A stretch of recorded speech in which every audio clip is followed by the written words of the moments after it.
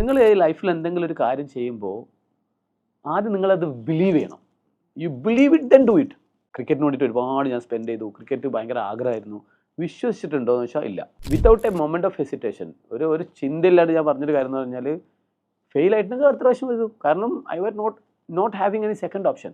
കാരണം നമ്മൾ chartered accountant ആയി എന്നുള്ളൊരു ബിലീഫാണുള്ളത്. സോ അതിൽ പിന്നെ രണ്ടാമത്തെ ഒരു ഓപ്ഷൻ ഇല്ലല്ലോ. ഞാൻ IIM എപ്പോഴും ചെയ്യുന്നതും ഈ കുട്ടികളെ മെൻ്റലി ഫിറ്റ് ആക്കുക എന്നുള്ളതാണ്. Academically fit that will come automatically. Mentally ഇവരെ ഫിറ്റ് ആക്കുക എന്നുള്ളതാണ്. അതിന് കുറേ കാര്യങ്ങളുണ്ട്. അതിലൊന്നാണ് സഞ്ജു സാംസൺ റീസെൻ്റ് ആയിട്ട് ആൾ 10-12 വർഷം ഇന്ത്യൻ ടീമിൽ കളിക്കുന്നത് അല്ലേ. എപ്പോഴും അകത്ത് പുറത്ത് ഇവൻ നമ്മൾക്ക് തന്നെ പലപ്പോഴും കോൺഫിഡൻസ് നഷ്ടപ്പെട്ടു. But he made his day.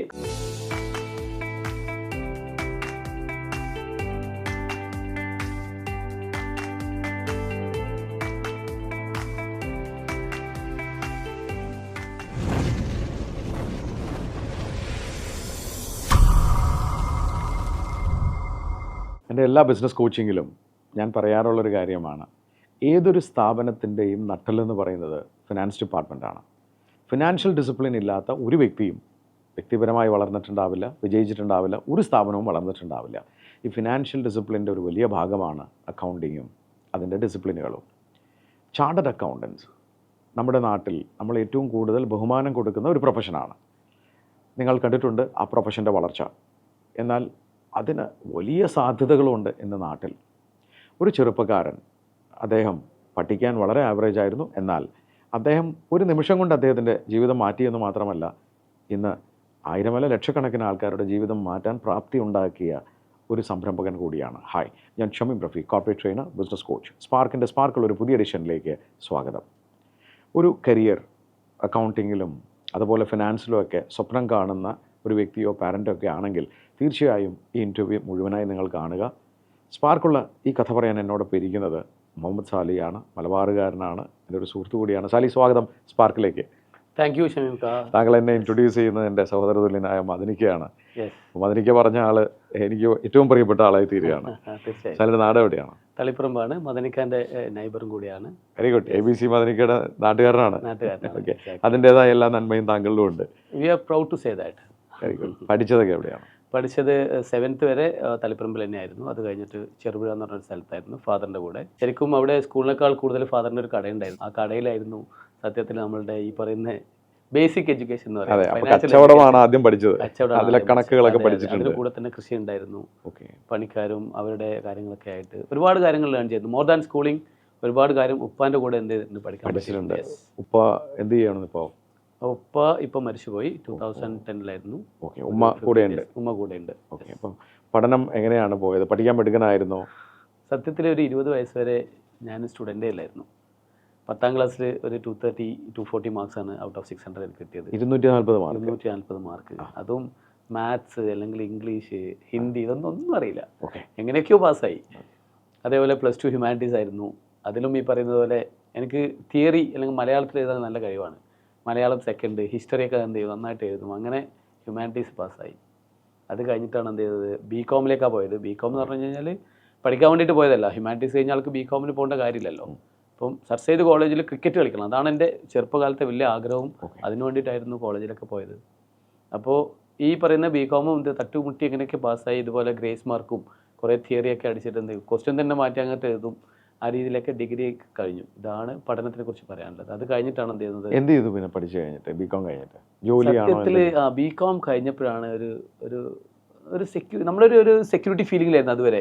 ഒരുപാട് ഫ്രണ്ട്സ്, ഒരുപാട് വൈബ്, ക്രിക്കറ്റ്, ഒന്നും പറയണ്ട, ബിസിയാണ് ലൈഫ്, ഫുൾ ബിസിയാണ്, ഒന്നും ആലോചിക്കാനില്ല. വലിയൊരു ആഗ്രഹമായിരുന്നു എന്ത് ക്രിക്കറ്റിൽ എന്തെങ്കിലും ആയിത്തീരുന്നല്ലോ, വലിയ ആഗ്രഹമായിരുന്നു. ഒരു രഞ്ജി ടീമിലെങ്കിലും കളിക്കണം അല്ലെങ്കിൽ ഇന്ത്യൻ ടീമിൽ എത്തണം. ആഗ്രഹം ഉണ്ടായിട്ടുള്ളൂ, വിശ്വാസം ഉണ്ടായിട്ടില്ല. അപ്പോൾ സത്യത്തിലൊരു BCOം കഴിഞ്ഞപ്പോഴാണ് ഇത് മനസ്സിലായത്. എന്താ വെച്ച് കഴിഞ്ഞാൽ ക്രിക്കറ്റിൽ എനിക്കൊരു വലിയ ഭാവിയൊന്നും ഇനി ഇല്ല, ജീവിതത്തിൽ എന്തെങ്കിലും ചെയ്യണം. അന്ന് ഞാൻ ആലോചിക്കുമ്പോൾ എൻ്റെ കയ്യിലൊന്നുമില്ല, ഈസും വാസും ഇല്ല.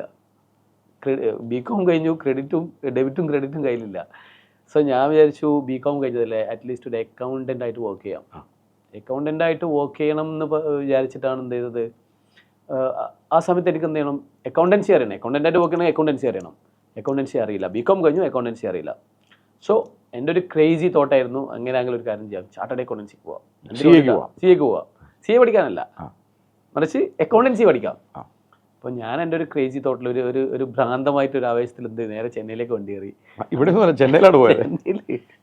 അതാണ് ആ ചൊല്ലുണ്ടല്ലോ, എന്താ കുന്നോളം ആഗ്രഹിച്ചാൽ കുന്നിക്കുരുവോളം കിട്ടും. അതാണ് എന്തായാലും അക്കൗണ്ടന്റ് ആവും.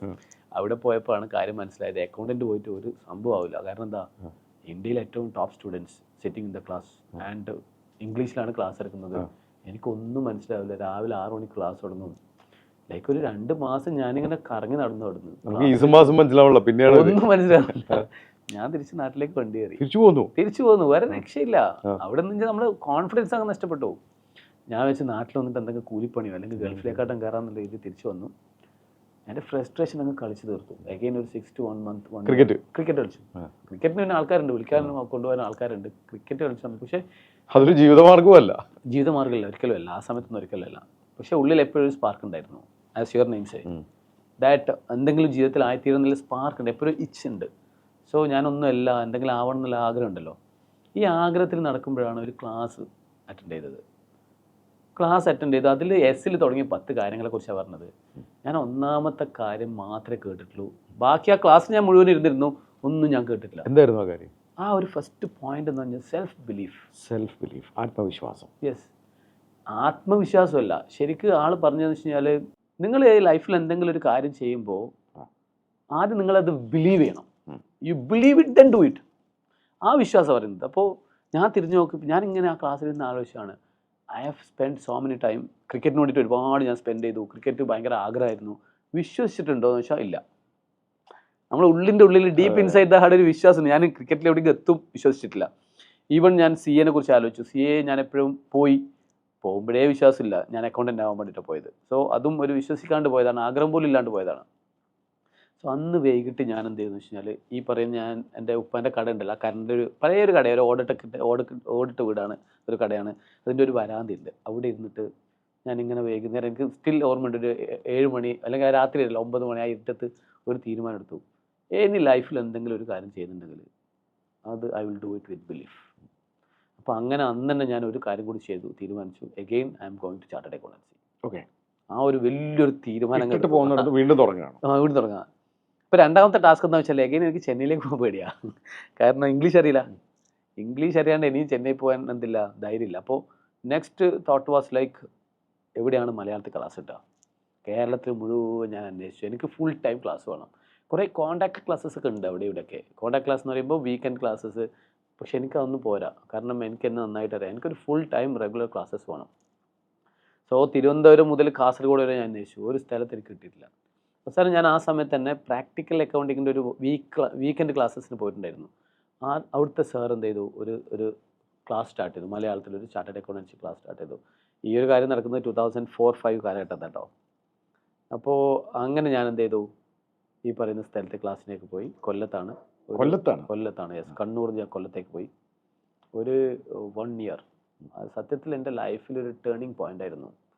അന്ന് ക്ലാസ് തുടങ്ങുമ്പോൾ ഒരുപാട് ബുദ്ധിമുട്ടുണ്ടായിരുന്നു. കാരണം ഒന്നും അറിയാത്ത, ഒരു ബേസിക് എഡ്യൂക്കേഷൻ ഇല്ലാത്ത ഒരാൾ ചാർട്ടേഡ് അക്കൗണ്ടൻസി തുടങ്ങുമ്പോൾ എന്തായാലും ക്ലാസ് നമുക്ക്, ഈവൻ മലയാളത്തിലാണെങ്കിലും നമുക്ക് ബുദ്ധിമുട്ടുണ്ടാവും. പലപ്പോഴും ക്ലാസ് കഴിഞ്ഞിട്ട് ഞാൻ പോയിട്ട് ഹോസ്റ്റലിൽ പോയിട്ട് കരഞ്ഞിട്ടുണ്ട്. എനിക്ക് മനസ്സിലാവുന്നുണ്ട്. പക്ഷേ ഞാനത് ലീവ് ചെയ്യില്ല. മേ ബി ഒരു 10 മിനിറ്റ് 1/4 മണിക്കൂർ കരഞ്ഞേക്കാം. അത് കഴിഞ്ഞിട്ട് എന്ത് ചെയ്യും, സെയിം ടോപ്പിക് ഇനി എടുത്ത് പഠിക്കും. അങ്ങനെ ഒരു 1 year കൊണ്ടെന്ന് വെച്ച് കഴിഞ്ഞാൽ ഒരുപാട് സ്ട്രഗിൾ ചെയ്തു, ഒരുപാട് കഷ്ടപ്പെട്ടു, പഠിച്ചു, എഴുതി പഠിച്ചു, ഡിസ്കസ് ചെയ്തു. എന്തൊക്കെ എന്നെ കൊണ്ട് ചെയ്യാൻ പറ്റുന്നത് അതൊക്കെ ഞാൻ ചെയ്തു. ആൻഡ് വളരെ നന്നായിട്ട് എക്സാം എഴുതിയിട്ട് വന്ന ഉടനെ എൻ്റെ സാർ എന്നോട് ചോദിച്ചിട്ടുണ്ടായിരുന്നു, സാലി ഇപ്രാവശ്യം തോറ്റ നീ എന്താ ചെയ്യാം? കാരണം എൻ്റെ എഫേർട്ടൊക്കെ ആൾ കണ്ടിട്ടുണ്ടായിരുന്നു. ഒരു 1 yearൻ്റെ എഫേർട്ട് എന്ന് പറഞ്ഞാൽ ഇറ്റ്സ് എ ഗ്രേറ്റ് എഫേർട്ട്. അപ്പം without A moment of hesitation, ഒരു ചിന്തയില്ലാണ്ട് ഞാൻ പറഞ്ഞൊരു കാര്യം എന്ന് പറഞ്ഞാൽ, ഫെയിൽ ആയിട്ടുണ്ടെങ്കിൽ അടുത്ത പ്രാവശ്യം എഴുതും. കാരണം I were not having any second option. അപ്പോൾ സെക്കൻഡ് ഓപ്ഷൻ ഇല്ല എന്നുള്ള കാരണം എന്താ അറിയോ, there is a belief inside. കാരണം നമ്മൾ ചാർട്ടേഡ് അക്കൗണ്ടൻ്റ് ആയി എന്നുള്ളൊരു ബിലീഫാണുള്ളത്. സോ അതിൽ പിന്നെ രണ്ടാമത്തെ ഒരു ഓപ്ഷൻ ഇല്ലല്ലോ. പാസ്സായോ? അങ്ങനെ റിസൾട്ട് വന്നപ്പോഴാണ് സത്യത്തിൽ പാസ്സായെന്നല്ല, എൻ്റെ ലൈഫിൽ ഏറ്റവും കൂടുതൽ മാർക്ക് കിട്ടിയത് CA ഇൻ്റർമീഡിയറ്റിനാണ്. Not in 10th, not in +2, not in degree. അത് ആ സമയത്തെ ഒരു 50 marks below the national rank I can say. ഇതാണ് എൻ്റെ ഇൻ്റർമീഡിയറ്റിലെ മാർക്ക്. സത്യത്തിൽ ഇതിലൂടെ തിരിച്ചറിഞ്ഞ ഒരുപാട് കാര്യങ്ങളുണ്ട്. എന്താ കാര്യം എന്ന് വെച്ച് കഴിഞ്ഞാൽ, നമ്മൾ മനുഷ്യന്മാരെന്ന് വെച്ചാൽ ഒരു it's A human being is the most toughest things in the world. അല്ലാണ്ട് നമ്മൾ കോഴ്സോ നമ്മൾ പേടിക്കുന്ന കാര്യങ്ങളൊന്നുമല്ല. ഏറ്റവും ടഫ് എന്ന് പറഞ്ഞാൽ നമ്മളത് മനസ്സിലാക്കുക എന്നുള്ളതാണ്. ആ മനസ്സിലാക്കണമെങ്കിൽ എന്ത് ചെയ്യണം, ഇതുപോലെ മേ ബി ഒരു മൊമെന്റോ ഒരു ഈവന്റ് ഒക്കെ നമുക്ക് വേണ്ടി വരും എന്നുള്ളതാണ്. അത് കഴിഞ്ഞ് പിന്നെ എന്താ? അത് കഴിഞ്ഞിട്ട് അഗെയിൻ ചെന്നൈയിലേക്ക് പോയി. ആദ്യം ചെന്നൈയിൽ പോകാൻ പഠിക്കാൻ വേണ്ടിയിട്ടാണ്. ഇപ്രാവശ്യം ചെന്നൈ പോയത് പാസ്സായിട്ട് കോൺഫിഡൻസോടുകൂടി ആർട്ടിക്കിൾഷിപ്പ് ചെയ്യാൻ വേണ്ടിയിട്ടായിരുന്നു. അങ്ങനെ ഒരു 2-3 years അവിടെ സ്പെൻഡ് ചെയ്തു. ബേസിക് ആയിട്ടുള്ള കാര്യങ്ങളൊക്കെ, ഈ പറയുന്ന ടാക്സ് അങ്ങനത്തെ കാര്യങ്ങളൊക്കെ ഓഫീസിൽ നിന്ന് വർക്ക് ചെയ്തു. ഒരുപാട് കാര്യങ്ങൾ പഠിച്ചു. ടാക്സ്. അപ്പോൾ അതിനിടയിൽ ഫൈനൽ പാസ്സായോ? ഇല്ല, ഇത് ആർട്ടിക്കിൾസ് ഈ CA ഒരു കരിക്കുലം എന്ന് പറഞ്ഞാൽ ഇന്റർമീഡിയറ്റ്, ആർട്ടിക്കിൾഷിപ്പ്, ദെൻ ഫൈനൽ.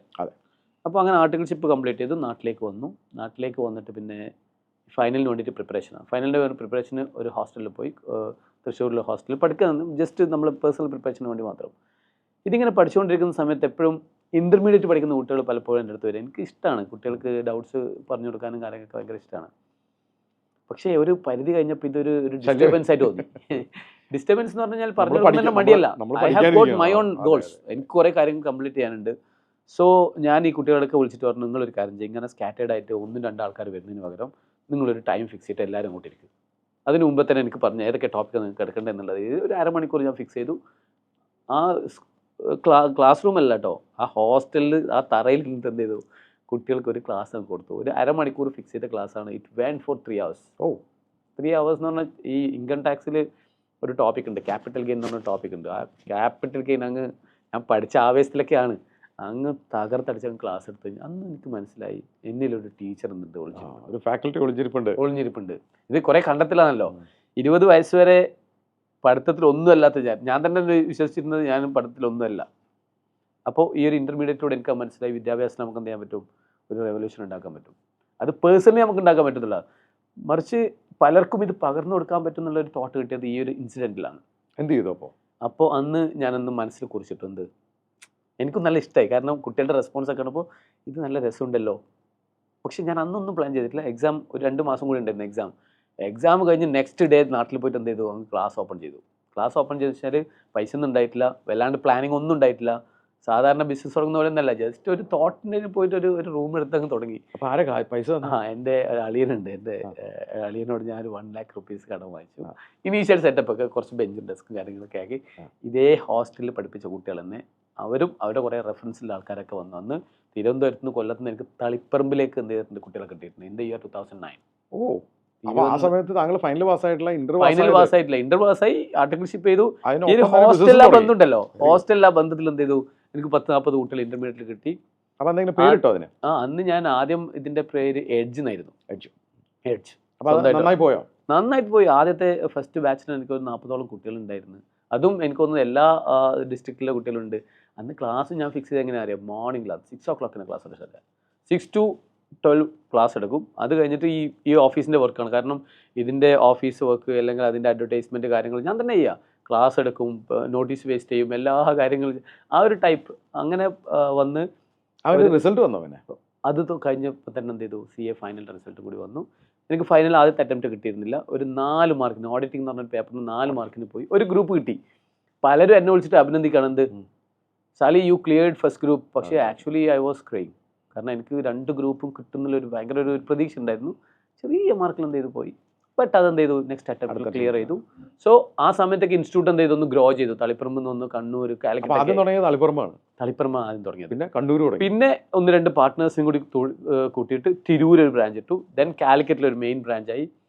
പിന്നെ സത്യത്തിൽ എനിക്ക് ജോബിനെ കുറിച്ചൊന്നും തിരിച്ചാലോചിക്കാൻ പറ്റാത്തൊരവസ്ഥയാണ്. കാരണം ഇത് തുടങ്ങുന്ന സമയത്ത് എൻ്റെ പ്ലാൻ എന്ന് വെച്ച് കഴിഞ്ഞാൽ ഒന്ന് തുടങ്ങിയിടാം, എന്നിട്ട് എന്ത് ചെയ്യാം, പിന്നീട് ഒഴിവാക്കിയിട്ട് ജോലിക്ക് പോകാമെന്നുള്ളൊരു പ്ലാനായിരുന്നു. പക്ഷേ നമ്മൾക്ക് റിവാർഡ് സ്റ്റാർട്ട് ചെയ്തു, റെമ്യൂണറേഷൻ കിട്ടാൻ തുടങ്ങി. അപ്പോൾ പിന്നെ ഒരു ജോലിക്ക് പോകാന്നുള്ളതൊന്നും ആഗ്രഹം ഉണ്ടായിരുന്നു, പക്ഷെ പറ്റാത്ത പാർട്ട്നേഴ്സുമായി ചേർന്ന്. അപ്പം അന്ന് സ്ഥാപനത്തിന്റെ പേരെന്താണ്? പിന്നെ നമ്മൾ പേരിട്ടു IAM, institute of accounting and management studies. കുറച്ചും കൂടി ഫോമലാക്കി. അന്ന് എത്ര പാർട്ട്നേഴ്സ് ഉണ്ട്? അന്ന് 3 പാർട്ട്നേഴ്സ്, 3 ആളും 3 സെഗ്മെന്റ്. ഞാൻ ചാർട്ടേഡ് അക്കൗണ്ടന്റ് ആയിരുന്നു, അനദർ വൺ കോസ്റ്റ് അക്കൗണ്ടന്റ് ആയിരുന്നു, വേറൊരാൾ കമ്പനി സെക്രട്ടറി ആയിരുന്നു. ഈ 3 ഇന്ത്യൻ പ്രൊഫഷണൽ കോഴ്സ് കഴിഞ്ഞ ആൾക്കാർ കൂടിയിട്ട് നമ്മൾ എന്ത് ചെയ്തു, വളർച്ച വെച്ചാൽ ഒരു 2009 to 13 തിരിഞ്ഞു നോക്കിയിട്ടില്ല. കാലിക്കറ്റിലൊക്കെ നമ്മൾക്ക് ഒരുപാട് കുട്ടികൾ, നമ്മൾ 1-2 ക്യാമ്പസ്. എത്ര ബ്രാഞ്ച് ആയിരുന്നു ആ സമയത്ത്? ആ സമയത്ത് കണ്ണൂർ, തിരൂർ, കാലിക്കറ്റ് ആൻഡ് 3 ബ്രാഞ്ചാണ് കാര്യമായിട്ടുണ്ടായിരുന്നത്. പിന്നെ നമുക്കൊരു 2014 നമ്മൾ തൃശ്ശൂരും അതേപോലെ ബാംഗ്ലൂരൊക്കെ തുടങ്ങിയത്. എനിവേ ഇത് വളർന്ന് എത്ര സ്റ്റുഡൻസ് ഒക്കെ പഠിക്കാൻ തുടങ്ങിയ സമയമാകുമ്പോൾ? എനിക്കൊന്ന് കാലിക്കറ്റിൽ ആ ഒരു 2013 നമുക്കൊരു 1000 സ്റ്റുഡൻസ് ഒക്കെ ഉണ്ടായിട്ടുണ്ടായിരുന്നു. ഓൺലൈൻ ബാച്ച് ഒന്നുമില്ല അന്നത്തെ കാലത്ത്. Physical batch, offline batch, offline batch batch അതങ്ങനെ കത്തിക്കേറി. പക്ഷേ എപ്പോഴത്തേക്കും കത്തി കയറുമ്പോൾ ഒരു ഇറക്കം ഉണ്ടാവും. അതെവിടെയായിരുന്നു? സത്യമാണ്, എല്ലാ കാര്യത്തിലും ഉള്ളതാണ്. നമ്മൾ ഈ ഒരു വളർച്ചയിൽ നമ്മൾ ഒരുപാട് കാര്യങ്ങൾ പ്ലാൻ ചെയ്യുമല്ലോ. നമ്മൾ എക്സ്പാൻഷനെ കുറിച്ച് വളരെയധികം ചിന്തിച്ചു തുടങ്ങി. 2014 ജനുവരിയിൽ നമ്മൾ തൃശ്ശൂരിൽ ഒരു ബ്രാഞ്ച് ഇട്ടു. 2014 ഏപ്രിൽ ജസ്റ്റ് 4 months ബാംഗ്ലൂരിൽ പോയി ഒരു ബ്രാഞ്ച് ഇട്ടു. അപ്പോൾ ഈ ഓവർ എക്സ്പാൻഷൻ നമ്മൾ എന്ത് ചെയ്തു, ഒന്ന് തളർത്തിയെന്ന് പറയാം. കാരണം ഒന്ന് പുതിയ മാർക്കറ്റിലേക്ക് നമ്മൾ പോകുമ്പോൾ കാര്യങ്ങൾ അത്ര ഈസി ആവണമെന്നില്ല. അത് മാത്രമല്ല, എക്സ്പാൻഷന് ഒരുപാട് റൂൾസ് ഉണ്ട്. നമ്മൾ ഫൈനാൻഷ്യൽ പ്രൊഫഷണൽസ് ആണ്, പക്ഷേ യങ് ആയതുകൊണ്ട് ഈ കാര്യങ്ങളൊന്നും ശ്രദ്ധിച്ചിട്ടില്ല. ഇന്ന് ഞാൻ ഈ ഫൈനാൻഷ്യൽ കൺസൾട്ടൻസിന് കൊടുക്കുമ്പോൾ ഏറ്റവും കൂടുതൽ പറയുന്ന കാര്യമാണ് എങ്ങനെ ബിസിനസ് സ്റ്റാർട്ട് ചെയ്യണം, എങ്ങനെ എക്സ്പാൻഡ് ചെയ്യണം, എപ്പോൾ എക്സ്പാൻഡ് ചെയ്യണം. അന്ന് നമ്മൾ തന്നെ പേഴ്സണലി ഇതൊന്നും ചെയ്യാണ്ട് എന്ത് ചെയ്തു, ബാംഗ്ലൂർ മാർക്കറ്റിലേക്ക് പോയിട്ട് ഒരുപാട് ഫൈനാൻഷ്യൽ ബാധ്യത ഉണ്ടാക്കി. ആ ഒരു പ്രോബ്ലം നമ്മളുടെ എക്സിസ്റ്റിംഗ് ബ്രാഞ്ചസിനെയൊക്കെ ബാധിച്ചു തുടങ്ങി. അങ്ങനെ എന്ത് ചെയ്തെന്ന് വെച്ച് കഴിഞ്ഞാൽ 2015-16 ആകുമ്പോഴേക്കും ഞാൻ എന്ത് ചെയ്തു, I took a strong decision that no more expansion and കണ്ണൂരിലേക്ക് പോയി ഒന്നുകൂടി അവിടെ മാത്രം സെറ്റിൽ ചെയ്തു. ഒരു 10 വർഷം കൊണ്ട് വെച്ചാൽ കണ്ണൂർ ബ്രാഞ്ചിനെ വേറെ താങ്കൾ കണ്ണൂർ ബ്രാഞ്ചും ബാക്കിയുള്ളത് അതെ ആ രീതിയിൽ പോയി. പാർട്ട്നേഴ്സ് എല്ലാം ഇത് സത്യത്തിൽ ഇന്നോവേറ്റബിൾ ആണ്. വെച്ചാൽ പാർട്ട്ണർഷിപ്പിൽ നമ്മൾ നല്ല രീതിയിൽ പോകാൻ പറ്റിയില്ലെങ്കിൽ ഒരു ബ്രേക്ക് സംഭവിക്കും. നല്ല കാര്യം. അപ്പോൾ താങ്കൾ അതിൽ തന്നെ ഫോക്കസ് ചെയ്യാൻ തുടങ്ങി. ഞാനൊരു ബ്രാഞ്ചിൽ മാത്രം ഫോക്കസ് ചെയ്തു, അതിനങ്ങ് വളർത്തി. എൻ്റെതായിട്ടുള്ള എൻ്റെ ഫുൾ 24 hours സ്പെൻഡ് ചെയ്തു. ഈ പറയുന്ന ഞാൻ പഠിച്ചിട്ടുള്ള കാര്യങ്ങളൊക്കെ വെച്ചിട്ട് അതിനെ വളർത്തി. തിരിഞ്ഞു നോക്കുമ്പോൾ ഭയങ്കര ഗ്രാറ്റിറ്റ്യൂഡാണ്. ഒരുപാട് ആൾക്കാർ നമുക്ക് എന്ത് ചെയ്യാൻ പറ്റും. ഇന്ന് എവിടെ നിൽക്കുന്നത് വെച്ചാൽ ഏകദേശം ഒരു 2000+ പ്രൊഫഷണൽസ് ഉണ്ട് round the club. Means CA കഴിഞ്ഞിട്ടുള്ള ആൾക്കാർ നമ്മൾ വഴി CA 2500 പ്രൊഫഷണൽ നമ്മളിവിടെ പാസ്സാക്കി വിട്ടിട്ടുണ്ട്. പല സ്ഥലത്തുണ്ട്. ഇപ്പോൾ UK യിലുണ്ട്, USA യിലുണ്ട്, അതേപോലെ മിഡിൽ ഈസ്റ്റിലെ എല്ലാ കമ്പനീസിലുണ്ട്, ഇന്ത്യയിൽ തന്നെ എല്ലാ മെട്രോ സിറ്റീസിലും 2500 ചാർട്ടർമാരുണ്ടാക്കിയ ആളാണ് സാലി. ഓക്കെ, അപ്പോൾ ഇന്ന് എത്ര എംപ്ലോയീസ് ഉണ്ട് നമുക്ക്? എംപ്ലോയീസ് വന്നിട്ട് ഒരു 5 ബ്രാഞ്ചിലും കൂടി ഒരു 150+ എംപ്ലോയീസ് ആണ്. ഇത് എംപ്ലോയീസ് എന്ന് പറഞ്ഞാൽ ഫുൾ ടൈം എംപ്ലോയീസ് ആണ്. ഫാക്കൽറ്റീസ് എന്ന് പറഞ്ഞു കഴിഞ്ഞാൽ വേറെയാണ്. ഒരു 10-200 ഫാക്കൽറ്റീസ് ഉണ്ട്. ഫാക്കൽറ്റീസ് എന്ന് പറഞ്ഞു കഴിഞ്ഞാൽ അവർ വന്നിട്ട് നമ്മൾ അവർലി പേയ്മെന്റ്, അവരെ ഫിക്സഡ് 150+ another 200 ഫാക്കൽറ്റീസ് ആണ്. 5 ബ്രാഞ്ചുകൾ. എവിടെയൊക്കെയാണ് നമ്മുടെ ബ്രാഞ്ചുകൾ? കൊച്ചിൻ, കാലിക്കറ്റ്, മലപ്പുറത്ത് 2 ബ്രാഞ്ച് ഉണ്ട്, Perinthalmanna and Manjeri, and main branch is at Kannur. നമ്മുടെ പാർട്ണർഷിപ്പ് ഒക്കെ വിട്ടു. ഇപ്പൊ ആരാണ് താങ്കളുടെ കൂടെ? ഇപ്പം ഞാൻ ആൻഡ് ഹസൻ കുഞ്ഞി സാറുണ്ട്. ഹസൻ ഖാൻ അറിയാലോ, നമ്മുടെ മെറ്റെക്കിന്റെ ചെയർമാൻ ആണ്.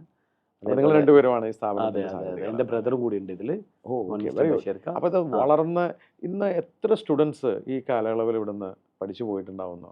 സത്യത്തിൽ 2009 തുടങ്ങി, ഈ 2025 ഏകദേശം 16-17 വർഷമായി. ഞാൻ അക്കാഡമിക്കലി വളരെ ഉഷാറാണെന്നുണ്ടെങ്കിലും കുറേ കാര്യത്തിൽ എനിക്ക് വീക്ക്നെസ് ഉണ്ട്. വീക്ക്നെസ് എന്ന് പറയുമ്പോൾ വീക്കാണ്. ഒന്ന് മാർക്കറ്റിങ്ങിലാണ്. ഇതിനെ എങ്ങനെ പ്രൊമോട്ട് ചെയ്യണം, മാർക്കറ്റ് ചെയ്യണം അറിയില്ലായിരുന്നു. Academics still I can do something. പിന്നെ അതേപോലെ തന്നെയാണ് ഞാൻ ഈ ഡാറ്റാസ് എന്ത് ചെയ്യില്ല, കൂടുതൽ അങ്ങനെ വെക്കാറില്ല. Technically I'm not. Approximately ഒരു ഫിഗർ പറഞ്ഞാൽ മേ ബി 40,000-50,000 സ്റ്റുഡൻസ് നമ്മളിന്ന് പഠിച്ചു പോയിട്ടുണ്ട്. അപ്പോൾ ഇന്ന് CA ഒതുങ്ങി നിൽക്കുന്നോ നിങ്ങളുടെ? ഇല്ല, ഒരിക്കലും ഇല്ല. ചാർട്ടേഡ് അക്കൗണ്ടൻസി മാത്രമല്ല, ഇന്ത്യയിൽ 3 പ്രൊഫഷണൽ കോഴ്സല്ല, CA, CMA India and CS. ഇത് 3 ചെയ്യുന്നുണ്ട്. Plus ACCA, CMA USA and CPA 2. ഈ ഒരു കോഴ്സ് വെച്ചാൽ കൊമേഴ്സിൽ നമുക്ക് എന്തൊക്കെ കൊടുക്കാൻ പറ്റും അതൊക്കെ നമ്മൾ എന്തെങ്കിലും കൊടുക്കുന്നുണ്ട്. വളരെ നന്നായിട്ട് എന്തെങ്കിലും പോകുന്നുണ്ട്. താങ്കൾ ഒരു ക്വാളിഫൈഡ് ചാർട്ടേഡ് അക്കൗണ്ടൻ്റ് ആണ്. ഒരു വലിയ പ്രസ്ഥാനം പടുത്തുയർത്തിയ സംരംഭകൻ കൂടിയാണ്. നമുക്ക് സ്പെസിഫിക് ആയിട്ട് CA, താങ്കളുടെ പ്രൊഫഷനിലേക്ക് തന്നെ വരാം. CA നമ്മൾ തമ്മിൽ ഈ സൗഹൃദ സംഭാഷണത്തിൽ പോലും ഞാനും പറഞ്ഞിട്ടുണ്ടാകാൻ വഴിയില്ല. താങ്കളുടെ ഒരു പാറ്റേണിൽ തന്നെ വന്ന ഒരാളാണ് ഞാൻ. എനിക്ക് 10ാം ക്ലാസ്സിൻ്റെ 48ഉം പ്രീ ഡിഗ്രിക്ക് 44ഉം BCom ഉന്തിത്തള്ളി പാസ്സായ ആളാണ്. പക്ഷെ എനിക്കൊരു ചെറിയ 6 മാസം ഞാനും പോയിട്ടുണ്ട് CA ആർട്ടിക്കിൾഷിപ്പ് ചെയ്യാനായിട്ട്. ഗ്രേറ്റ്. അപ്പോൾ ആ കാലയളവിൽ ഈ പറഞ്ഞ പോലെ ഒരു കോൺഫിഡൻസും ഇല്ലാതെ വന്ന ഒരാളായിരുന്നു ഞാൻ. ഈ പറഞ്ഞ പോലെ ജോലിക്ക് വേണ്ടിയിട്ട് എന്നുള്ള രീതിയിൽ തന്നെ പോയതാണ്, അല്ലാതെ CA പാസ്സാവുന്ന വിഷയം. പക്ഷെ അവിടെ നിന്ന് താങ്കൾക്കുണ്ടായ പോലെ ഒരു ഇൻസിഡൻറ്റിലാണ് എനിക്ക് MBAക്ക് പോകണം തോന്നുന്നത്. സംസാരിക്കാനുള്ള കഴിവുണ്ടെന്ന് തോന്നി, എന്തോ ഒരു കഴിവുണ്ടെന്ന് തോന്നി. അങ്ങനെ MBAക്ക് പോയി അവിടെ ഞാൻ ഗോൾഡ് മെഡൽ വാങ്ങിച്ചിട്ട് പാസ്സായി. പക്ഷെ അവിടെയൊക്കെ ഈ CA എൻ്റെ തലയിൽ ഇപ്പോൾ എനിക്കിന്നും എൻ്റെ ക്ലയൻസ് ആര് ഫിനാൻഷ്യൽ സ്റ്റേറ്റ്മെൻറ്റ്സ് തന്ന കൃത്യമായിട്ട് എനിക്കറിയാം. കാരണം ഞാൻ ബാങ്ക് ഓഡിറ്റിന് പോയിട്ടുണ്ട്, അവിടെ പോയിട്ടുണ്ട്. BCom ആണ് പഠിച്ചത് നന്നായി തന്നെ. അതുകൊണ്ട് തന്നെ അതെൻ്റെ ഫൗണ്ടേഷൻ എന്നെ MBA എൻ്റെ സ്പെഷ്യലൈസേഷൻ മാർക്കറ്റിംഗ് ഫിനാൻസ് വരുന്നത് അതിൽ ഹെൽപ്പ് ചെയ്തിട്ടുണ്ട്. ഗ്രേറ്റ്. എൻ്റെ ചോദ്യം താങ്കളോട്, CA പലരും, ഇപ്പം ഞാൻ ഉൾപ്പെടെ, അന്ന് ഞാൻ വിടാൻ എനിക്ക് വേറെ കാര്യമുണ്ട്, പക്ഷേ എൻ്റെ സുഹൃത്തുക്കൾ പല ആൾക്കാരും ക്വാളിഫൈ ചെയ്തവരും ഉണ്ട്, പകുതി എത്തി വിട്ട് കളഞ്ഞവരും ഉണ്ട്. ബാക്കിയുള്ള പ്രൊഫഷണൽ കോഴ്സുകൾ നോക്കുമ്പോൾ ഒരു MBAക്ക് പോകുന്ന പോലെയല്ല, വിജയ ശതമാനം വളരെ കുറവാണ്. യെസ്. അപ്പം അതുകൊണ്ട് തന്നെ ഇതിലേക്ക് ഇറങ്ങുന്ന കുട്ടികളോട് എന്താണ് പറയാനുള്ളത്? നമ്മൾ നാട്ടിലേക്ക് നോക്കിക്കഴിഞ്ഞാൽ ലാക്കിംഗ് ആയിട്ടുള്ള കാര്യം എന്ന് പറഞ്ഞാൽ ദ ക്ലിയർ മൈൻഡ് സെറ്റാണ്. ഒന്ന് നമ്മൾ കൃത്യമായിട്ട് നമ്മൾ എന്ത് ചെയ്യണം, ഒന്ന് മെൻ്റലി ഒന്ന് പ്രിപ്പയർഡ് ആക്കണം. ദാറ്റ് ഞാൻ പറയുന്ന കാര്യം എന്താണെന്ന് വെച്ചാൽ, ഒരു ബാറ്റിൽ ഫീൽഡിലേക്ക് പോകുന്ന ഒരു ആർമി പേഴ്സണൽ എങ്ങനെയായിരിക്കും? അവൻ ബ്രേവ് ആയിരിക്കും, അവനൊരു സെക്കൻഡ് തോട്ടൊന്നുമില്ല, I will just go and fight. ആ ഒരു മൈൻഡ് സെറ്റ് ഉണ്ടാണ് എപ്പോഴും. That is one thing very important. ഞാൻ IIMൽ എപ്പോഴും ചെയ്യുന്നതും ഈ കുട്ടികളെ മെൻ്റലി ഫിറ്റ് ആക്കുക എന്നുള്ളതാണ്. Academically fit that will come automatically. Mentally ഇവരെ ഫിറ്റ് ആക്കുക എന്നുള്ളതാണ്. അതിന് കുറേ കാര്യങ്ങളുണ്ട്. അതിലൊന്നാണ്, ഞാൻ എൻ്റെ ലൈഫിൽ പഠിച്ച കാര്യമാണ് ബിലീവ് ഫസ്റ്റ്. നമ്മളൊന്നൊന്ന് ആർട്ടിക്കുലേറ്റ് ചെയ്യണം, ലൈക്ക് മാനിഫെസ്റ്റ് ചെയ്യണം. ഒരു CA ആയിക്കഴിഞ്ഞാൽ എന്താണെന്നുള്ളത് ആ സാധനം ഉണ്ടല്ലോ, ആ സ്വപ്നം എന്തായാലും ഫിക്സ് ചെയ്യണം, അത് ബിലീവ് ചെയ്യണം. Deep inside that fix it, that tomorrow I will be A chartered accountant. That is first thing. And the second thing is like ക്ഷമ വേണം. ഇന്നും നാളെ ഒരു ഓവർനൈറ്റ് കൊണ്ടൊന്നും സക്സസ് ഉണ്ടാവില്ല. നമ്മൾ സക്സസ് ആയിട്ടുള്ള ഒരുപാട് ആൾക്കാരെ എടുത്ത് നോക്കി, അത് സ്പോർട്സ് ഫീൽഡിലായാലും ഫിലിം ഫീൽഡിലായാലും എനിവെയർ ബിസിനസ്, ഇതൊന്നും ഓവർനൈറ്റ് സക്സസ് അല്ല. Success comes after A tough journey. അപ്പം അതിന് നമ്മൾ എന്ത് ചെയ്യണം, ആ കൺസിസ്റ്റൻ്റ് ആയിട്ട് ക്ഷമയോടെ എന്ത് ചെയ്യണം, കടന്നു പോകണം. ആ ഒരു കൺസിസ്റ്റൻസി ഉണ്ടാവണം. മൂന്നാമത്തെ കാര്യം എന്ന് പറഞ്ഞാൽ നല്ല പ്ലാൻ ഉണ്ടാവണം. എപ്പോഴും പ്ലാൻഡ് ആയിരിക്കണം. If you have A best plan, half the job is done. That's what I believe. So ഇതുപോലെ നല്ല പ്ലാൻ ഉണ്ടായിക്കഴിഞ്ഞാൽ എന്തായാലും എന്ത് ചെയ്യാൻ പറ്റും. സെറ്റ് ബാക്ക് ഉണ്ടാവും, ഫെയിലിയേഴ്സ് ഉണ്ടാവും. ആ ഫെയിലിയേഴ്സ് കണ്ടിട്ട് പേടിച്ചോടാനുള്ള ജീവിതം. നമ്മൾ എന്ത് ചെയ്യണം, still we have to fight back. ഞാൻ എപ്പോഴും പറയുന്ന കാര്യമാണ്, ഫെയിലിയർ ടെമ്പററി ആണ്. കാരണം നമ്മൾ നെക്സ്റ്റ് അറ്റംപ്റ്റ് വരെ ഫെയിലിയർ ഉള്ളൂ. Once you quit, then failure എന്താവും, പെർമനൻ്റ് ഉണ്ടാവും. സോ ഇതാണ് എന്തുകൊണ്ടാണ് കുട്ടികൾ CA റിസൾട്ട് കിട്ടുന്നില്ല വെച്ച് കഴിഞ്ഞാൽ, ഈ പറയുന്നത് പോലെ BCom അല്ലെങ്കിൽ MBA പഠിക്കുന്നത് പോലെ അല്ല പഠിക്കേണ്ടത്. മെൻ്റലി എന്ത് ചെയ്യണം, ഫിറ്റ് ചെയ്യണം. കൺസിസ്റ്റൻ്റ് ആയിട്ട് എഫേർട്ട് എടുത്തു കഴിഞ്ഞാൽ എന്തായാലും വി ഹാവ് ഗോട്ട് 1000 എക്സാമ്പിൾസ്. നമ്മൾ IIMലേക്ക് ഒന്ന് ഞാൻ കാണിച്ചു തരാം. ഇഷ്ടം പോലെ കുട്ടികൾ വളരെ പുഷ്പം പോലെ എന്ത് ചെയ്യുന്നുണ്ട്, CA എടുത്ത് പാസ്സായി പോകുന്നുണ്ട്. പുഷ്പം പോലെ എന്ന് പറയുമ്പോൾ അതിൽ എഫേർട്ട് ഉണ്ട് കേട്ടോ, നന്നായിട്ട് എഫേർട്ട് എടുക്കണം. എഫേർട്ട് എങ്ങനെ കൊടുക്കണം എന്നുള്ളത് നമ്മൾക്കൊരു ബ്ലൂ പ്രിൻ്റ് ഉണ്ട്. എന്നെ IIMൽ ഏറ്റവും ക്രിയേറ്റ് ചെയ്യാൻ ഉദ്ദേശിക്കുന്ന ഒരു കാര്യം, ക്രിയേറ്റ് ചെയ്തൊരു കാര്യം എന്ന് പറഞ്ഞാൽ ഒരു അറ്റ്മോസ്ഫിയറാണ്. ഒരു ബിലോ ആവറേജ് സ്റ്റുഡൻറ്റ് അവിടെ വന്നു കഴിഞ്ഞാലോ ഓട്ടോമാറ്റിക്കലി അവൻ പഠനം സ്റ്റാർട്ട് ചെയ്യും. കാരണം അവൻ്റെ വിസിനിറ്റിയിൽ കാണുന്ന ആൾക്കാരൊക്കെ എന്താണ്, എല്ലാവരും ഭയങ്കര പാഷനേറ്റ് ആയിരുന്നു. ഒരു രാവിലെ 6 മണിക്ക് തോന്നിട്ട് രാത്രി 12 മണി വരെ ഇൻസ്റ്റിറ്റ്യൂട്ടിൽ ഇരിക്കുന്ന പല കുട്ടികളുണ്ട്. ഞാൻ വെറുതെ വാക്കിൽ പറയുന്നതല്ല കേട്ടോ, യു ക്യാൻ സീ ഇറ്റ്. അപ്പോൾ ഹാർഡ് വർക്ക് ആണ് അതിൻ്റെ സബ്സ്റ്റിറ്റ്യൂട്ട്. അത്രേ ഉള്ളൂ. അവിടെയാണ് അടുത്ത ചോദ്യം. ലോകം മുഴുവൻ ഇന്ത്യയെ ഉറ്റുനോക്കുന്ന ഒരു കാലമാണ്. ഓക്കെ, നമ്മൾ പഴയ കൊച്ചിയല്ല എന്ന് മമ്മൂക്ക സിനിമയിൽ പറഞ്ഞ പോലെ ഇന്ത്യ പഴയ ഇന്ത്യ അല്ല. ഭാരതം ഇന്ന് വളരെ മുന്നോട്ട് പോയി കഴിഞ്ഞു. 142 കോടി ജനസംഖ്യയുള്ള യൂറോപ്പൊക്കെ തകർന്നടിഞ്ഞു എന്ന് നമുക്കറിയാം. അമേരിക്ക ഒരു ചോദ്യചിഹ്നമായി. മിഡിൽ ഈസ്റ്റിൽ നമ്മൾ കാണുന്നുണ്ട്, പ്രശ്നങ്ങൾ കാണുന്നുണ്ട്. ഇന്ത്യയും ചൈനയും ലോകോത്തര ശക്തികളായിരുന്നു തന്നെ നമുക്ക് പറയേണ്ടി വരും. അപ്പോൾ ഇത്തരം ഒരു സാഹചര്യത്തിൽ ചാർട്ടേഡ് അക്കൗണ്ടൻസിക്ക് എന്തൊക്കെ സ്കോപ്പാണ് ഈ വളരുന്ന അല്ലെങ്കിൽ വളർന്ന ഉയരങ്ങളിലേക്ക് എത്തുന്ന നമ്മുടെ രാജ്യത്തിലുള്ളത്? ഇപ്പോൾ ലാസ്റ്റ് ടൈമിൽ മദനിക്ക നമ്മൾ IIMൽ വന്നിട്ട് സ്പീച്ച് ചെയ്തിട്ടുണ്ടായിരുന്നു. അതേ സാധനം തന്നെ എനിക്ക് പറയാനുള്ളത്. ഞാനത് പറഞ്ഞുകൊണ്ടിരിക്കുന്ന ഒരാളാണ്. 14 ബില്യൺ പോപ്പുലേഷനാണ് ഇന്ത്യയിലുള്ളത്. അതിലൊരു 1 lakh പ്ലസ് GST രജിസ്ട്രേഷനുള്ള ആൾക്കാരുണ്ട്. ഒരുപാട് ഇൻകം ടാക്സ് പേ ചെയ്യുന്ന ആൾക്കാരുണ്ട്. ഇവരൊക്കെ കാറ്റർ ചെയ്യാൻ വേണ്ടിയിട്ട് ഇപ്പോൾ ഇന്ത്യയിലുള്ള ചാർട്ടേഡ് അക്കൗണ്ടൻസിൻ്റെ നമ്പർ എന്ന് പറഞ്ഞാൽ ബിലോ 5 lakh. അത്രയും ചാർട്ടേഡ് അക്കൗണ്ടൻസേ ഉള്ളൂ. പക്ഷേ ടോട്ടലി മെമ്പർഷിപ്പ് ഉള്ള ചാർട്ടേഡ് അക്കൗണ്ടൻസ്, എൻ്റെ മെമ്പർഷിപ്പ് 2 lakh പ്ലസ് ആണ്, 2,20,000 ആണ്. ഇപ്പോൾ ഉള്ള മെമ്പർഷിപ്പ് എന്ന് പറഞ്ഞാൽ 5 lakh ആയിട്ടില്ല. അത് including those are working abroad. അപ്പോൾ ഇത്രയും കുറച്ച് ചാർട്ടേഡ് അക്കൗണ്ടൻസ് ആണ് ഇന്ത്യയിൽ ഇപ്പോഴുള്ളൂ. നമുക്ക് എത്ര പേരെ വേണം? അതിൽ ICAIൻ്റെ പ്രസിഡൻറ്റിൻ്റെ ഒരു പ്രസ് മീറ്റിംഗ് ഉണ്ടായിരുന്നു. And you can see it in the newspaper and press channels. പറയുന്നത് നെക്സ്റ്റ് 20 years കൊണ്ട് 30 lakh more chartered accountants, Indian requirement മാത്രം. ഇത് ഗ്ലോബൽ റിക്വയർമെൻ്റ് അല്ല കേട്ടോ, ഇന്ത്യൻ റിക്വയർമെൻറ്റ് മാത്രം 30 lakh മോർ ചാർട്ടേഡ് അക്കൗണ്ടൻസ് വേണം ബൈ 2027 ഇറ്റ് സേസ്. 2047 നമുക്ക് വേണ്ട 30 lakh മോർ. ഇപ്പോൾ ഉള്ളത് 5 lakhs ഉള്ളൂ. 30 lakh മോർ ചാർട്ടേഡ് അക്കൗണ്ടൻസ്, അതും ഇന്ത്യനാണ്, മനസ്സിലാക്കണം. ഇനി നമ്മൾ വേൾഡ് മാർക്കറ്റിലേക്ക് നോക്കിക്കഴിഞ്ഞാൽ വേൾഡ് മാർക്കറ്റിൻ്റെ അക്കൗണ്ടിങ് ഫൈനാൻഷ്യൽസിനെ ഒരു 60-70 മാക്സിമം 80% സപ്ലൈ ചെയ്യുന്നത് ഇന്ത്യൻസാണ്. ഇന്ത്യൻ ചാർട്ടേഡ് അക്കൗണ്ടൻസ് ഇപ്പോൾ ടാൻസാനിയയിലായാലും ആഫ്രിക്കയിലായാലും മിഡിൽ ഈസ്റ്റിലായാലും അക്കൗണ്ടൻസി ജോബ് ഏറ്റവും കൂടുതൽ ചെയ്യുന്നത് ഇന്ത്യൻസാണ്. അപ്പോൾ ആ ഗ്ലോബൽ മാർക്കറ്റും കൂടി അതിൻ്റെ റിക്വയർമെൻറ്റും കൂടി എടുത്ത് നോക്കി കഴിഞ്ഞാലോ എനിക്ക് തോന്നുന്നത് ഒരു 50 lakh പ്ലസ് ഒക്കെ ചാർട്ടേഡ് അക്കൗണ്ടൻസ് മാത്രമല്ല മൊത്തം ഈ ഒരു കോഴ്സിലേക്കുള്ള ആൾക്കാർ വേണ്ടി വരും. അപ്പം അത്രയും ഫെർട്ടൈലാണ് ഈ ഒരു ഏരിയ. സത്യത്തിൽ അതുകൊണ്ട് തന്നെയാണ് ഇപ്പോഴും ചാർട്ടേഡ് അക്കൗണ്ടൻസിൻ്റെ സാലറി പാക്കേജ് എന്ന് പറഞ്ഞാൽ വളരെ ഹൈ ആണ്. ഒരു ഫ്രഷ് ചാർട്ടേഡ് അക്കൗണ്ടൻസിന് ആവറേജ് ഒരു 1 lakh സാലറി സ്റ്റാർട്ടിങ്ങിൽ തന്നെ കിട്ടുന്നുണ്ട്. അതുകൊണ്ട് മാർക്കറ്റ് ഏറ്റവും വലിയ ഗുണം എന്ന് വെച്ചാൽ പ്രാക്ടീസ് ചെയ്യാനുള്ള ഓപ്ഷൻ ഉണ്ട്. പ്രാക്ടീസ് ചെയ്യാനുള്ള ഓപ്ഷൻ ഉണ്ട്. പ്രാക്ടീസ് ചെയ്ത് കഴിഞ്ഞാൽ ഒരു 2-3 years കൊണ്ട് എന്ത് ചെയ്യാൻ പറ്റും, ഒരു 5 years കൊണ്ടുള്ള ആൾക്ക് എന്ത് ചെയ്യും, ആളുടേതായിട്ടുള്ള ഒരു ബിസിനസ് സെറ്റപ്പ് ഉണ്ടാക്കിയെടുക്കാൻ പറ്റും. ആൻഡ് ബോത്ത് എംപ്ലോയ്മെൻറ്റ് പോകാം, പ്രാക്ടീസ് സ്റ്റാർട്ട് ചെയ്യാം. ഈ രീതിയിൽ എനിക്ക് തോന്നുന്നത് വേൾഡ് വൈഡ് ഒരു വലിയൊരു ഓപ്പർച്യൂണിറ്റിയാണ് എന്ത് ചെയ്യുന്നത് ചാർട്ടേഡ് അക്കൗണ്ടൻസി. ഒരിക്കലും താഴാത്ത ഞാൻ എപ്പോഴും കമ്പയർ ചെയ്യുന്ന ഒരു സാധനമുണ്ട്. നമ്മുടെ നാട്ടിൽ ഇപ്പോൾ നഴ്സുമാർ സമരം ചെയ്യാണ്. എന്തിനാ? സാലറി ഹൈക്കിന് വേണ്ടിയിട്ട്. ആ കുട്ടികൾക്ക് നന്നായിട്ട് പഠിക്കുന്ന കുട്ടികളാണ്, സയൻസിൽ നന്നായിട്ട് മാർക്ക് വാങ്ങിച്ച കുട്ടികളാണ് ഈ കുട്ടികളൊക്കെ. അവർ സാലറി കൊണ്ട് ഇങ്ങനെ അവരെന്തുകൊണ്ടാണെന്ന് വെച്ച് കഴിഞ്ഞാൽ അവരുടെ ഹാർഡ് വർക്കിനും അവരുടെ ആ ഒരു എക്സ്പീരിയൻസിനും അനുസരിച്ചിട്ടുള്ള പേ സ്കെയിൽ എന്ത് ചെയ്യുന്നില്ല, കൊടുക്കുന്നില്ല. പക്ഷേ ആ ഒരു സ്ഥലത്താണ് നമ്മുടെ ഫൈനാൻഷ്യൽ പ്രൊഫഷണൽ കോഴ്സ് മാറി നിൽക്കുന്നത്. ചെറിയ ഇയേഴ്സ്, ഒരു 2-3 years സ്പെൻഡ് ചെയ്യുക, അതേപോലെ 2-3 lakhs മാത്രം സ്പെൻഡ് ചെയ്യുക. സോ ദാറ്റ് അവർക്ക് എന്ത് ചെയ്യാൻ പറ്റും, ഫസ്റ്റ് മന്ത് തൊട്ട് ഈ പറയുന്ന സാലറി ഏൺ ചെയ്യാൻ പറ്റും. അവിടെ ഒരു ചോദ്യം ചോദിച്ചോട്ടെ. ഈ നിങ്ങളുടെ IIM എന്ന് പറയുന്ന സ്ഥാപനം ഇന്ന് കേരളത്തിൽ നിരവധി സ്ഥാപനങ്ങളാണ് ഇത്തരം പരിശീലനങ്ങൾ കൊടുക്കുന്നത്. മറ്റുള്ളവരിൽ നിന്ന് IIM എങ്ങനെയാണ് വ്യത്യസ്തമാകുന്നത്? ഓഫ് കോഴ്സ് റിസൾട്ടാണ് IIMനെ വ്യത്യസ്തമാക്കുന്നത്. സത്യത്തിൽ നമ്മുടെ സ്റ്റുഡൻസ്, നമ്മുടെ പാരൻസ് എല്ലാവരും പറയുന്നൊരു കാര്യമാണ്, IIMലൊരു ഫാമിലി കൾച്ചറാണ്. ആ ഫാമിലി കൾച്ചറിലൂടെ ഞാൻ ക്രിയേറ്റ് ചെയ്യുന്നത് വെച്ച് കഴിഞ്ഞാൽ, അല്ലെങ്കിൽ നമ്മുടെ ടീം ക്രിയേറ്റ് ചെയ്യുന്നത് വെച്ച് കഴിഞ്ഞാൽ ഒരു സ്റ്റുഡിയസ് അറ്റ്മോസ്ഫിയറിലാണ്. ഞാൻ നേരത്തെ പറഞ്ഞല്ലോ, ഒരു ബിലോ ആവറേജ് സ്റ്റുഡൻറ്റ് വന്നു കഴിഞ്ഞാൽ എന്ത് ചെയ്യണം, ആൾ പാസ്സായിട്ട് പോകണം. സോ റിസൾട്ടാണ് നമ്മുടെ കോർ വാല്യൂ. നിങ്ങൾ അധികം പരസ്യവും ബഹളം ഒന്നും ഉണ്ടാക്കി കണ്ടില്ല? സത്യത്തിൽ പരസ്യം ചെയ്യാൻ എനിക്കറിയില്ല. അതുകൊണ്ടാണ് ഞാൻ പറഞ്ഞല്ലോ, എൻ്റെ ഒരു വീക്കാണ് ഇത്, പരസ്യം ചെയ്യാൻ അറിയില്ല എന്നുള്ളത്. പക്ഷേ നമുക്ക് അക്കാഡമിക്കലി എന്തൊക്കെ ചെയ്യാൻ പറ്റുമോ, ഒരു ഇൻസ്റ്റിറ്റ്യൂട്ടിന് എന്തൊക്കെ ചെയ്യാൻ പറ്റുമോ അതിൻ്റെ 100% നമ്മൾ എന്തുണ്ട് ഇപ്പോൾ ചെയ്യുന്നുണ്ട്. സോ ഈ വ്യത്യസ്തമാക്കുന്നത് ഇത് തന്നെയാണ് റിസൾട്ട്. ആ റിസൾട്ട് എങ്ങനെയാണെന്ന് വെച്ച് കഴിഞ്ഞാൽ ഒരു സ്റ്റുഡിയസ് അറ്റ്മോസ്ഫിയർ ക്രിയേറ്റ് ചെയ്തിട്ട് അതിലൂടെ എന്ത് ചെയ്യുക, ഞാൻ നേരത്തെ പറഞ്ഞ പോലെ ആ മൈൻഡ് സെറ്റൊക്കെ കറക്റ്റ് ചെയ്തിട്ട് കൊണ്ടുപോകുമ്പോഴാണ്. അപ്പോൾ നിങ്ങളുടെ ബ്രാൻഡ് അംബാസിഡർ ആരാണ്? ഓഫ് കോഴ്സ് നമ്മുടെ സ്റ്റുഡൻസ് ആണ്. നമ്മുടെ അടുത്ത് പാസ്സായ കുട്ടികളാണ്.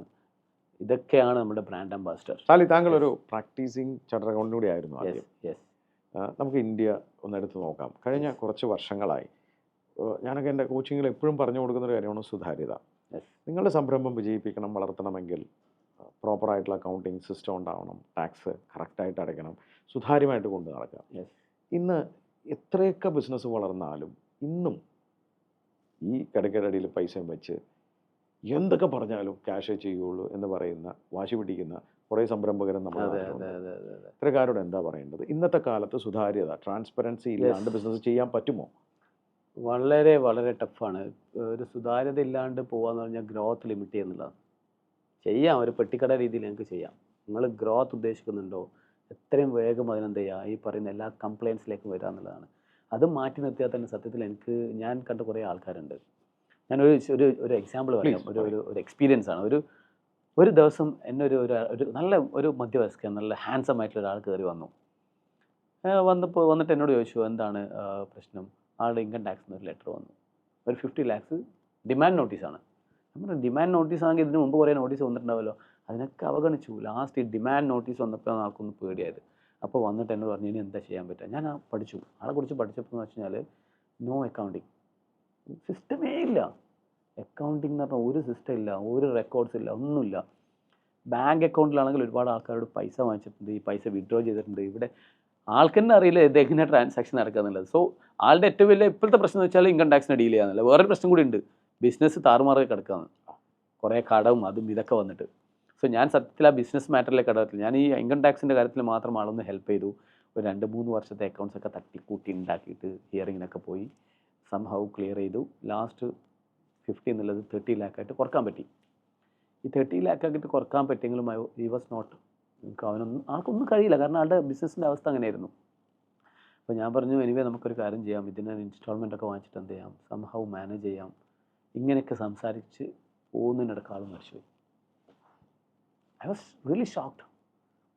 ഒരു മോർണിംഗിൽ എനിക്ക് കിട്ടുന്ന കോൾ എന്ന് പറഞ്ഞു കഴിഞ്ഞാൽ, ഇന്ന് ആളുടെ അക്കൗണ്ടൻ്റ് അല്ലേ, വിളിച്ച ആൾക്കാർ നാട്ടിൽ നിന്ന് ആരാണ് വിളിക്കുന്നത്, ആൾ മരിച്ചുപോയി, കുറച്ച് കാര്യം പറയാനുണ്ടെന്ന് പറഞ്ഞു. ഞാൻ പറഞ്ഞു, വന്നോളൂ നമുക്കിരിക്കാം.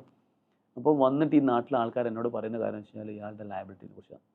ഒരുപാട് ബാങ്ക് ലോൺസ്, ഒരുപാട് പേഴ്സണൽ ലോൺസ്, ചെറിയ 3-4 മക്കൾ, ഒരു വൈഫ്, ഒന്നും അറിയാത്ത മക്കൾ, ഈ വീട് പോലും പ്ലെഡ്ജഡാണ്, മോർഗേജ്ഡാണ്.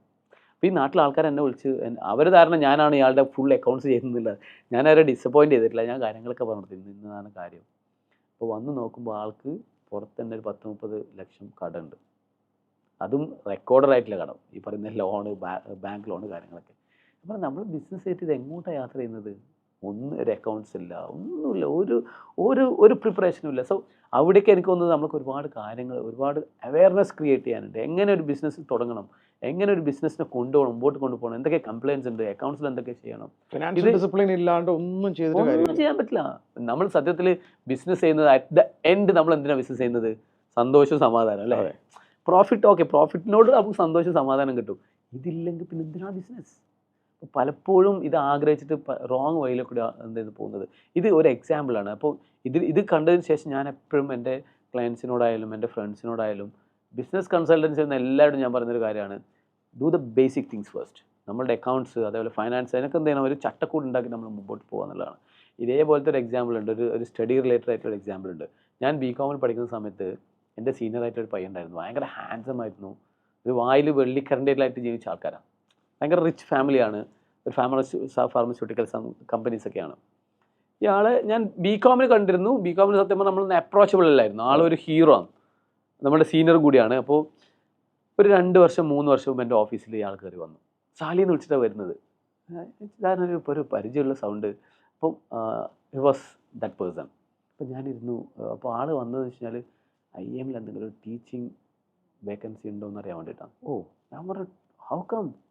കാരണം അന്നേ ആളെന്തായിരുന്നു, ഒറ്റ മോനാണ് ആൾ, ഭയങ്കര റിച്ച് ആയിരുന്നു. എന്താ സംഭവിച്ചതെന്ന് വെച്ചാൽ ഈ ഫാദറിൻ്റെ റിച്ച്നെസ്സിൽ ആളെന്ത് ചെയ്തു, ഒരു സെക്യൂരിറ്റി ഫീലിങ്ങിലായിരുന്നു. ലൈക്ക് എനിക്കെല്ലാം ഫാദറിൻ്റെ കയ്യിൽ നിന്ന് വരും എന്നുള്ള രീതിയിൽ. ഒന്നും പഠിച്ചിട്ടില്ല എന്ന് വെച്ച് കഴിഞ്ഞാൽ പഠനം, ലാംഗ്വേജൊക്കെ ഭയങ്കര സൂപ്പറായിരുന്നു കേട്ടോ, അന്നേ നല്ല ലാംഗ്വേജും കാര്യങ്ങളൊക്കെ ഉണ്ട്. പക്ഷേ പ്രാക്ടിക്കലി എന്തെങ്കിലും ഒന്ന് ബിസിനസ്, ഇപ്പം ഫാദറിൻ്റെ കൂടെ ബിസിനസ് ചെയ്തിട്ടുണ്ടോ ഇല്ല.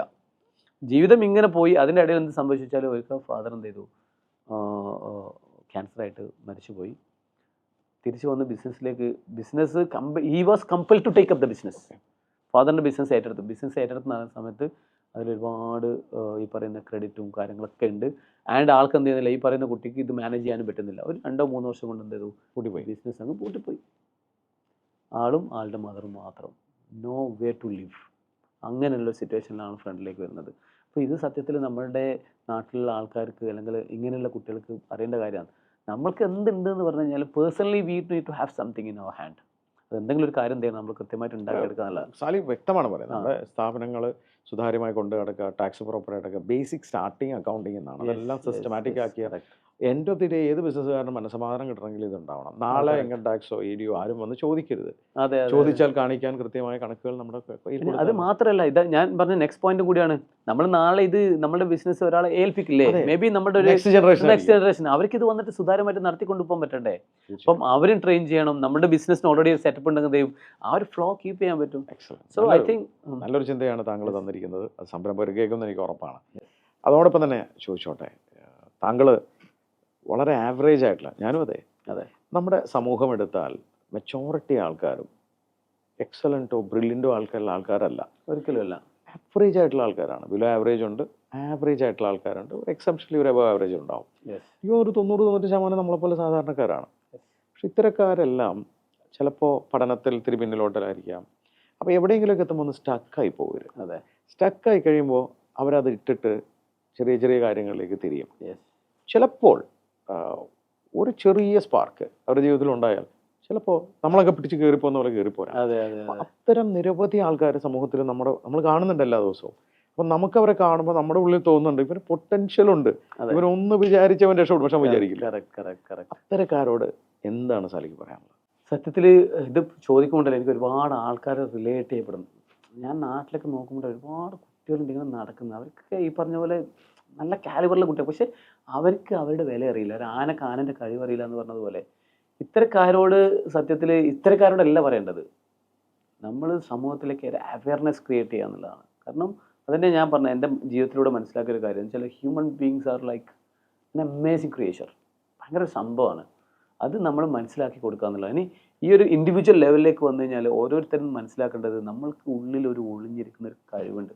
ഈ കഴിവ് ഏത് കഴിവാകട്ടെ, അത് പഠിക്കാനായിരിക്കാം, അല്ലെങ്കിൽ ഒരു ആർട്ടിസ്റ്റിക് കഴിവായിരിക്കാം, അല്ലെങ്കിൽ ഒരു ക്രിയേറ്റീവായിട്ടുള്ള മൈൻഡായിരിക്കാം. ഇതെന്താണെന്നുള്ളത് നമ്മൾ മനസ്സിലാക്കുക, അതിനൊന്ന് പോളിഷ് ചെയ്ത് പുറത്തേക്ക് എത്തിക്കുക എന്നുള്ളത്.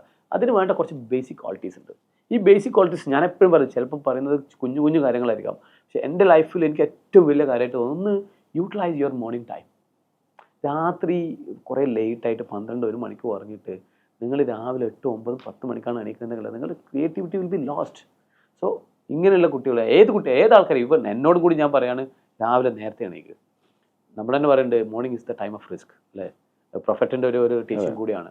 So this is very important. നിങ്ങൾ മോർണിംഗ് ടൈം നന്നായിട്ട് യൂട്ടിലൈസ് ചെയ്തിട്ടുണ്ടെങ്കിലല്ലോ നിങ്ങളുടെ ഉള്ളിലുള്ള കഴിവ് എന്താണ് അത് നിങ്ങൾക്ക് മനസ്സിലാക്കി തരും. അത് ഏത് ഫീൽഡിലല്ല. ഇത് ഒരു കാര്യമാണ്. രണ്ടാമത്തെ കാര്യം എന്ന് പറഞ്ഞാൽ മൈൻഡ് സെറ്റാണ്. മൈൻഡ് സെറ്റ് എന്ന് പറയുമ്പോൾ ഫെയിലിയറും സെറ്റ് ബാക്ക് ഉണ്ടായിക്കഴിഞ്ഞാൽ ഒളിച്ചോടി പോകാനല്ല ജീവിതം. നമ്മൾ എന്ത് ചെയ്യണം, അതിന് വേണ്ടിയിട്ട് എന്ത് ചെയ്യണം, കഷ്ടപ്പെട്ട് കണ്ടിന്യൂ ചെയ്തുകൊണ്ടേ ഇരിക്കണം. ഞാൻ എപ്പോഴും പറയുന്ന എക്സാമ്പിളാണ് ഇപ്പോൾ സഞ്ജു സാംസൺ. റീസെൻ്റ് ആയിട്ട് ആൾ 10-12 വർഷം ഇന്ത്യൻ ടീമിൽ കളിക്കുന്നത് അല്ലേ. എപ്പോഴും അകത്ത് പുറത്ത് ഇവൻ നമ്മൾക്ക് തന്നെ പലപ്പോഴും കോൺഫിഡൻസ് നഷ്ടപ്പെട്ടു. But he made his day. Correct. Last 3 ഗെയിമിൽ എന്ത് ചെയ്തു, he got that stardom. Something is like that. നമ്മുടെ ലൈഫിൽ നമ്മൾ കണ്ടിന്യൂസ് ആയിട്ട് സഞ്ജു ഇട്ടിട്ട് പോയിട്ടുണ്ടെങ്കിൽ വലിയൊരു കാര്യമില്ല, നഷ്ടപ്പെട്ടില്ല. ഇതേപോലെയാണ് നമ്മൾ കറക്റ്റായിട്ട് എന്താ ചെയ്യുക, ഒരു കാര്യം നമ്മുടെ കഴിവ് കണ്ടെത്തുക, അതിന് വേണ്ടിയിട്ട് നിരന്തരമായിട്ട് പരിശ്രമിക്കുക. One day or other day that will come, that success will be yours. So ഈ ഒരു മൈൻഡ് സെറ്റ് ആൻഡ് കൺസിസ്റ്റൻസി, ഈ കാര്യമാണ് ഞാൻ പറയുന്നത്. അതിൻ്റെ കൂടെ തന്നെ പറയാനുള്ളത് മോർണിംഗ് ടൈം. ഇങ്ങനെയുള്ള കാര്യങ്ങൾ ഉണ്ടായിട്ടുണ്ടെങ്കിൽ വലിയൊരു സ്പാർക്ക് ഉണ്ടാക്കാൻ പറ്റും. സാലി, വളരെ ചെറിയ തുടക്കമാണ് താങ്കളുടെ. താങ്കൾ പഠിച്ചുകൊണ്ടിരിക്കുമ്പോൾ തന്നെ ഒരു അധ്യാപകനായി അതൊരു സംരംഭമായി പരിണമിച്ചു. ഇന്ന് നിരവധി ആൾക്കാരുടെ ജീവിതം മാറ്റുന്ന ഒരു വലിയ സംരംഭമായി. അവിടെയാണ് IIM-ന്റെ ഭാവി സ്വപ്നങ്ങൾ എന്താണ്? IIM ഇപ്പോൾ സത്യത്തിൽ ഒരു കൊച്ചിൻ ടു മലബാർ റീജിയനിലേക്കാണ് ഉണ്ടായിട്ടുള്ളത്. സോ ഭാവിയിൽ കാണുന്നത് വെച്ച് കഴിഞ്ഞാൽ we are planning to pan India with of course will be having brand ambassadors tomorrow may be, and also Middle East and Africa is looking for us. തോന്നുന്നു ആഫ്രിക്കൻ കൺട്രീസിലേക്ക് നമുക്ക് ഒരുപാട് കാര്യങ്ങൾ ചെയ്യേണ്ടതാണ്. പലപ്പോഴും ആഫ്രിക്കയിലേക്ക് പോയി ഒരുപാട് ആൾക്കാരുണ്ടല്ലോ, അവിടെയും ഉള്ളത് നമ്മളെപ്പോലുള്ള ഒരു വർക്ക് ഫോഴ്സിന് ഹ്യൂമൻസാണ് അവിടെ ഉള്ളത്. അപ്പോൾ അവിടേക്കൊക്കെ എത്തണം എന്നാണ് നമ്മൾ ആഗ്രഹം. അതിന് വേണ്ടിയിട്ടുള്ള ഒരുപാട് കാര്യങ്ങൾ നമ്മൾ ചെയ്യുന്നുണ്ട്. സോ ജസ്റ്റ് ഒരു അക്കൗണ്ടിങ് എന്നുള്ള മാത്രമല്ല, ഒരു ബിസിനസ് കമ്മ്യൂണിറ്റി, എങ്ങനെയാണ് ഒരു ബിസിനസ് ചെയ്യുന്ന ആൾക്കാർക്ക് എന്തൊക്കെ സപ്പോർട്ട് നമുക്ക് ഈ പറയുന്ന ചാർട്ടേഡ് അക്കൗണ്ടൻസിനെ ക്രിയേറ്റ് ചെയ്തിട്ടും ACCA ക്രിയേറ്റ് ചെയ്തിട്ടും ചെയ്യാൻ പറ്റുമോ, അതൊക്കെയാണ് നമ്മുടെ ഫ്യൂച്ചർ പ്ലാൻസ്. വലിയ സ്വപ്നങ്ങളാണ്. പിന്നെ തീർച്ചയായും വലിയ വലിയ സ്വപ്നങ്ങളാണ്. ആൻഡ് ഓൾസോ എൻ്റെതായിട്ടൊരു കോഴ്സും കൂടി ഒരു പ്ലാൻ ഉണ്ട്. ലൈക്ക് ഇപ്പം ACCA എന്ന് പറയുന്നത് UK-യിലുള്ള ഒരു പ്രൈവറ്റ് കോഴ്സാണ്. ആ പ്രൈവറ്റ് കോഴ്സിന് അവരെന്ത് ചെയ്തിട്ടുണ്ട്, world wide market, even Indian chartered അക്കൗണ്ടൻസിനെ അറിയുന്നതിനേക്കാൾ കൂടുതൽ ACCA is popular round the globe. So അതുപോലെയുള്ള കാര്യങ്ങളൊക്കെ നമുക്കും ചെയ്യാൻ പറ്റുന്നതാണ്. Of course India is having the talent പൂളിലേക്ക് നോക്കിക്കഴിഞ്ഞാൽ ഇന്ത്യ ഭയങ്കര സംഭവമാണ്. സോ അതൊക്കെ ഉപയോഗിച്ചിട്ട് ഒരു ഗ്ലോബൽ കോഴ്സ് തന്നെ ഡിസൈൻ ചെയ്യണം. വലിയ സ്വപ്നങ്ങളാണ് സാലി. തീർച്ചയായും. Sali, finally wrap up question. IIM-ന്റെയും സാലിയുടെയും ഈ വിജയത്തിന്റെ പിന്നിൽ എന്താണ്, ആരാണ്? It's always a team work. അത് നമ്മളെ ഓഫീസിൽ വർക്ക് ചെയ്യുന്ന സ്വീപ്പർ മുതൽ, ഞാൻ എപ്പോഴും എൻ്റെ ഓഫീസിലെ ട്രെയിനിങ്ങിലും അതേപോലെ നമ്മുടെ മീറ്റിങ്ങിലൊക്കെ പറയുന്നതാണ്, every one should contribute and every one is contributing. So sweepers, അതേപോലെ സ്റ്റാഫ്, ഫാക്കൾട്ടീസ്, ഈവൻ സ്റ്റുഡൻസിൻ്റെ പാരൻസ്, അവരൊന്ന് ഓക്കെ സാരല്ലടാ നെക്സ്റ്റ് ടൈം നിനക്ക് ചെയ്യാൻ പറ്റും എന്ന് പറയുന്ന ആൾക്കാർ പോലും ഉണ്ടാവും. ഇവരൊക്കെ ഈ ടീമിൻ്റെ ഭാഗമാണ്. ഓഫ് കോഴ്സ് അതിൻ്റെ ഫാക്കൾട്ടീസ് എന്നൊക്കെ പറഞ്ഞു കഴിഞ്ഞാൽ അവരുണ്ടല്ലോ ക്ലാസ് റൂമിൽ മാത്രമല്ല, even after the class time they will sit with the students. അവരെന്ത് ചെയ്യും, അങ്ങനെ നേർച്ചർ ചെയ്തിട്ട് ആ ഒരു കൾച്ചർ ക്രിയേറ്റ് ചെയ്യാൻ പറ്റുന്നുള്ള IIM-ന്റെ സക്സസ്. ഒരു വെറുതെ എന്താ പറയുക, ക്ലാസ് റൂമിൽ ഇരിക്കുക പഠിച്ചിട്ട് പോവുക, അതല്ല. അതിൻ്റെ അപ്പുറം ഒരു കൾച്ചർ ക്രിയേറ്റ് ചെയ്തിട്ട്, പലപ്പോഴും പല പാരൻസ് എന്നോട് പറഞ്ഞ കാര്യമാണ്, IIM-ൽ വന്നിട്ട് ആളുടെ സ്വഭാവം തന്നെ മാറിപ്പോയി, ഒരു നല്ലൊരു ക്യാരക്ടറായിട്ട് മാറിപ്പോയി. പലപ്പോഴും മൊബൈൽ അഡിക്ഷനിലെ കുട്ടികൾ വന്നിട്ട് മൊബൈലേ വേണ്ടാത്ത ആൾക്കാരായി മാറിപ്പോയി എന്നൊക്കെ ഒരു അതൊക്കെ വലിയൊരു റിവാർഡായിട്ടാണ് എനിക്ക് എപ്പോഴും മനസ്സിലാക്കുന്നത്. സോ ഇതിൻ്റെ ഒരു ക്രെഡിറ്റ് എന്ന് പറഞ്ഞു കഴിഞ്ഞാൽ അത് ഒരാൾക്കുള്ളതല്ല, എല്ലാവർക്കും ഉള്ളതാണ്. അത് സ്റ്റേക്ക് ഹോൾഡേഴ്സിന് മൊത്തം ഉള്ളതാണ്. അതൊരു വലിയ മനസ്സാണ് താങ്കളുടെ. താങ്കളല്ല അതിന്റെ ക്രെഡിറ്റ് എടുക്കുന്നത്, എല്ലാവരും ചേർന്നിട്ട്. അല്ല, അത് ഒരിക്കലും എൻ്റെ ക്രെഡിറ്റ് അല്ല, അത് ടീമിൻ്റെ മൊത്തം ക്രെഡിറ്റ് ആണ്. നിങ്ങൾ കേട്ടു, മുഹമ്മദ് സാലി മലബാറുകാരനാണ്, തളിപ്പറമ്പുകാരനാണ്. അദ്ദേഹം വളരെ ആവറേജ് ആയിട്ടുള്ളൊരു വ്യക്തിയായിരുന്നു. അദ്ദേഹത്തിൻ്റെ ജീവിതത്തിൽ എളിയ തുടക്കങ്ങളാണ്. അദ്ദേഹം വലിയ കാര്യങ്ങളൊന്നും ചെയ്തു കൂട്ടിയിട്ടുമില്ല. പക്ഷേ ഒരു സ്പാർക്ക് അദ്ദേഹത്തിൻ്റെ ജീവിതത്തിലുണ്ടായി. ഒരു കാര്യത്തിൻ്റെ പുറകെ പോയി. അത് ചാർട്ടേഡ് അക്കൗണ്ടൻ്റ് ആവണം എന്നായിരുന്നു. പക്ഷേ ആ പഠനത്തിനിടയിൽ അദ്ദേഹത്തിന് കിട്ടിയ ഒരു കഴിവ്, അല്ലെങ്കിൽ ദൈവം തമ്പുരാൻ കൊടുത്തൊരു കഴിവ് തിരിച്ചറിയുന്ന, മറ്റുള്ളവർക്ക് അറിവ് പകർന്നു കൊടുക്കാനുള്ള കഴിവ്, ആ കഴിവ് അദ്ദേഹം ഉപയോഗിച്ചുകൊണ്ട് അദ്ദേഹം IAM ഒരു സ്ഥാപനം തുടങ്ങുകയാണ്. ആ സ്ഥാപനം ഇന്ന് കേരളത്തിലുള്ള കൊമേഴ്സ് അല്ലെങ്കിൽ ഫിനാൻസ് സ്വപ്നം കാണുന്ന കുട്ടികളുടെ ഭാവി തന്നെ മാറ്റിക്കളഞ്ഞു. അവർ വളർന്ന് പന്തലിച്ചൊരു വലിയ സ്ഥാപനമായി. ഇന്ന് കേരളത്തിൽ പ്രൊഫഷണൽ കോഴ്സുകളുടെ കൂട്ടത്തിലെടുത്താൽ IAMന് വലിയൊരു സ്ഥാനമുണ്ട്. അതിൻ്റെ വളർച്ചയ്ക്ക് പിന്നിലുള്ള വ്യക്തിയാണ് നിങ്ങൾ കണ്ടത്. തീർച്ചയായും ഇത്തരം സംരംഭങ്ങളും ഇത്തരം സംരംഭകരും ഒക്കെ നമ്മുടെ നാട്ടിലുണ്ടാവട്ടെ എന്ന് ഞാൻ ആശംസിക്കുകയാണ്. സാലി, വളരെ എളിമയുള്ള കഥയാണ് താങ്കളുടെ, വളരെ ഇൻസ്പയറിംഗ് ആയിട്ടുള്ളൊരു ജേണിയാണ്. അതുകൊണ്ട് തന്നെ ഇതിന് ഉയരങ്ങളിലെത്തും. താങ്കൾ കണ്ട സ്വപ്നങ്ങളൊക്കെ പൂവണിയുമെന്ന് എനിക്ക് പൂർണ്ണ വിശ്വാസമുണ്ട്. എൻ്റെ വ്യക്തിപരമായ പേരിലും സ്പാർക്കിലെ എല്ലാ പ്രേക്ഷകരുടെ പേരിലും എല്ലാ ആശംസകളും. Thank you Shameer.